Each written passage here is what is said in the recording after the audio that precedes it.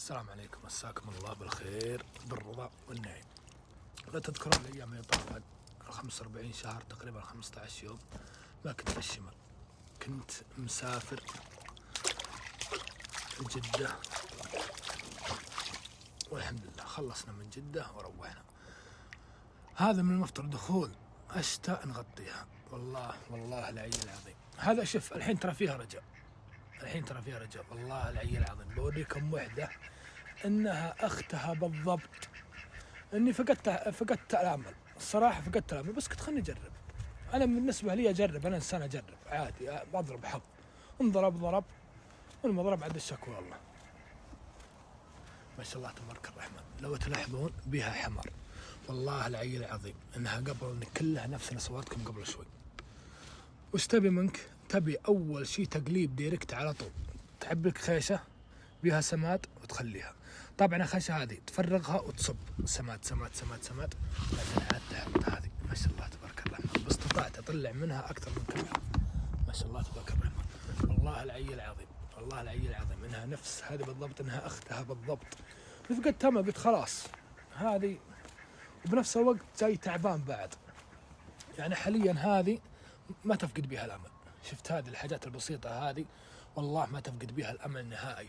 لو تلاحظ فيها خضار حاجات بسيطه ترى ما تفقد بها الامل نهائي. اللي زي كذا ما تفقد بها الامل. اذا كان عندك نفس الطريقه هذه او احمرار نفس الطريقه هذه، على طول عليك بالتغطيه. قبل التغطيه عليك طال الله عمرك. طبعا ترى احنا خسرنا واحده وخسرنا الثانيه، مدتي هذه خسرنا واحده والثالثه والرابعه. والله انا فقدت الامل، الصدق والله انا فقدت الامل. بس كنت خلني اجرب، ما وراي شيء عادي. اول حاجه تسويها ما تغطيها، هذا اول شيء، ما تغطيها نهائي، هذا اول شيء. الشيء الثاني تروح تقلبها تقليب كامل كلها، ما تخلي بها شيء. بعد ما تقلبها تقليب كامل تروح تعبي الخيشه هذه طال الله عمرك. هذه تعبي الخيشه هذه طال الله عمرك. ايش تعبيها منها؟ تعبيها من السماد هذا بدلايه. بعد ما تاخذ السائل، اللهم صل على محمد، اللي هو طال عمركم، السائل السماد، تروح تفرغه بالحوض كامل. بعد ما تفرغه بالحوض كامل وياخذ سماد كامل، تروح تغطيها مثل ما تشوفون. والله العلي العظيم من الجمعة اللي طافت هي نفس هذاك بالضبط، وباستطاعتي ان اغطي هذيك وارجع لكم اصوركم اياها، وهي ما شاء الله خضرة كلها. ما دام بيها نسم حاجات بسيطة خضار، ترى هي لا تفقد الامل نهائي. والله لو اوريكم هذه قبل، ترى لا تذكرون قبل سنة، عشان ما تفقد الامل نهائي مهما ما كان، لازم لو يصير عندك لا سمح الله موت بالبرسيم او موت بالازله او وجع بالدجاج او هذا، لازم انك تحاول انك تعالج، عشان مع مرور الوقت تكون عندك خبره. لا تذكرون قبل 3 شهور او 1.5 كانت عندي هذه نفس الحاله بالضبط، فرحت وعالجتها. العلاج وش؟